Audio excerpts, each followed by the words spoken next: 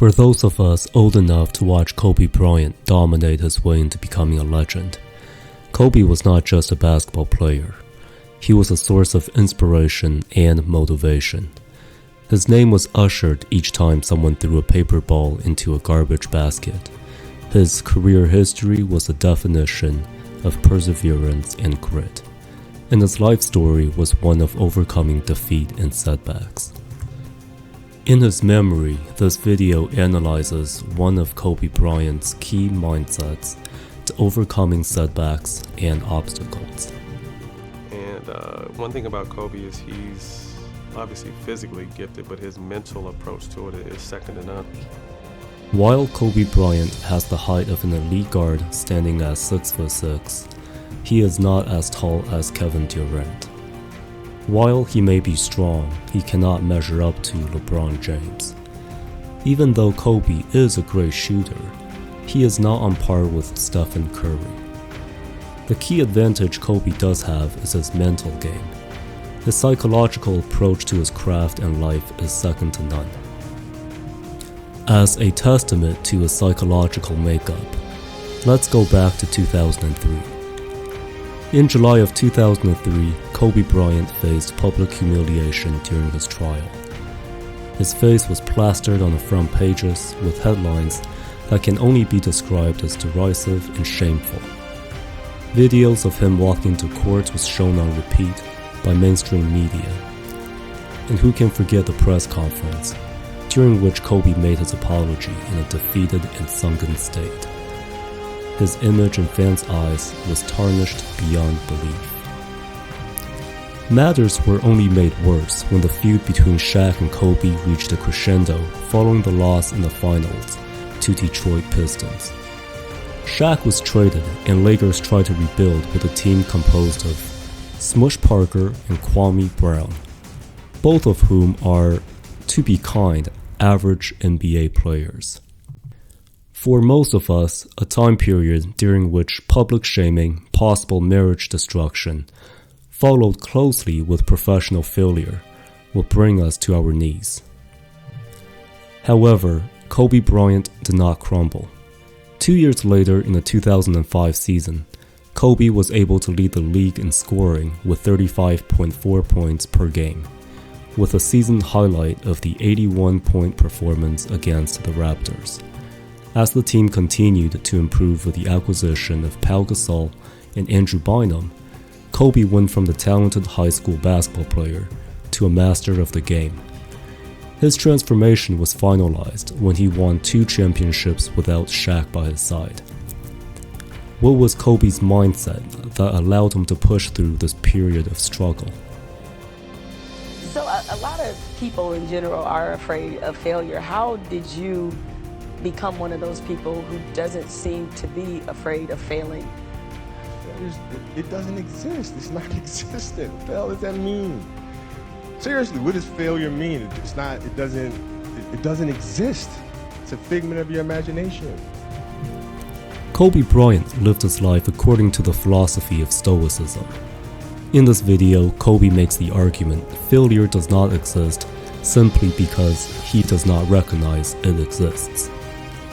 His mindset is akin to the Stoic Roman Emperor Marcus Aurelius, who said, "Choose not to be harmed, and you won't feel harmed. Don't feel harmed, and you haven't been."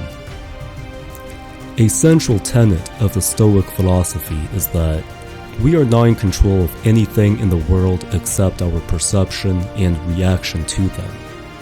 Put in other words, what happens to us depends on how we frame it. Kobe's professional struggles and personal dramas exemplify the attitude that failed attempts to achieve one's goals and personal setbacks are not really setbacks, as vast majority of us may believe. Instead, failure is reframed as an opportunity to reflect and gain experience in order to increase the chance of succeeding next time. As a consequence of being able to control his mental frame, Kobe had been able to experience multiple setbacks, disappointments, and public rejections while maintaining his status and performance as a top-performing basketball player. To expand on the philosophy of Stoicism, Stoics believe one ought to live in harmony with nature. This process involves two main steps. Firstly, one must dedicate oneself to learning about what nature is. In other words, one must understand how nature functions. Then, and only then, can one begin the process of disciplining oneself to adapting to nature. To simplify this concept, imagine you failed an important exam, one that could determine the trajectory of your life. It would be easy to fall into a self-defeating mindset of excuses and despair. But for a Stoic, the right approach would be to deeply analyze the causes that led to the poor academic performance. In this case, you would have to understand what is the nature of getting a high mark, or rephrased as, what is required to get a high mark. This probably entails ending procrastination to increase productivity, bettering your diet and sleep quality to enhance focus, and changing your attitude towards doing work. Whatever the conclusion of the analysis may be, a true Stoic would exercise the necessary discipline to take the needed action to better align with nature.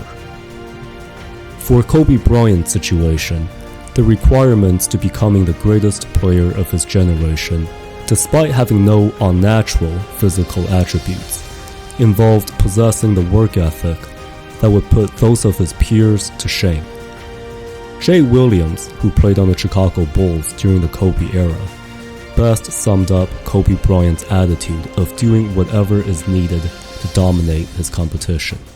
We were playing against the Lakers, and we were out here in LA. Look, I always try to outwork people, right? That's just how I made my mark. So the game was at 7. I was like, you know what? I'm gonna come to the Staples Center because we're playing. This is when the Lakers had Kobe and Shaq. Right. Okay, this is like the championship Lakers. I was like, you know, I'm gonna get there at 3 o'clock, and I want to make sure I make 400 made shots before I go back into the room, and then I sit in the sauna and I get ready for the game. So, you know, get in the car, get to the gym, get there, and as I'm walking onto the court, who do I see? I see Kobe Bryant, already working out. And I'm like, okay, it's kind of cool. It's Kobe. What's up, Kobe? You know? And you know, so I put my sneakers on, and you ever get lost in what you do, where you end up like, wait, it's been an hour and a half. Like I'm here. I'm in it. So once I set my foot across that line, I started working out. And so I worked out for a good hour and a half. And when I came off, after I was done, I sat down, and of course I still hear the ball bouncing. I look down, I'm like, this guy's still working out? So he was working out, like, it looks like he was in a dead sweat when I got here. Right.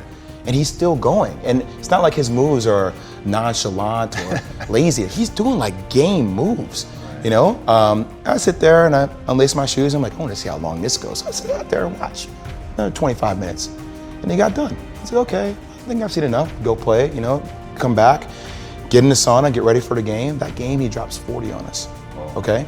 And after the game is over, I'm like, I have to ask this guy. Like, I have to understand, like, why he works like that. Right. So after the game is over, I'm like, hey, Kobe, like, why were you in the gym for so long? He's like, because I saw you come in. And I wanted you to know that it doesn't matter how hard you work, that I'm willing to work harder than you. Wow. And he's like, there's nothing wrong with that. Like, I'm not saying I dislike you as a person. You inspire me to be better. Right. And it was the first time I started to see this level of competitiveness where I said, I need to start doing more.